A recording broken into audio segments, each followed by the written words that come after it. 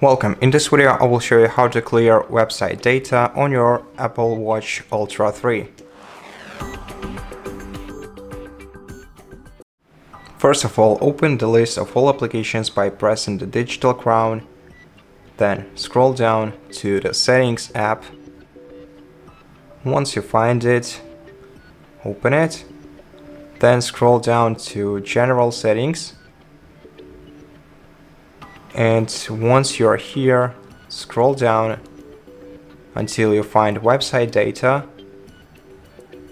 and open this feature, and then select clear website data and clear data to confirm, and this way you will clear your website data on your Apple Watch. And that's it. Thank you for watching this video. If you liked it, consider subscribing to our channel, leave us a like and a comment below, and I'll see you in the next one.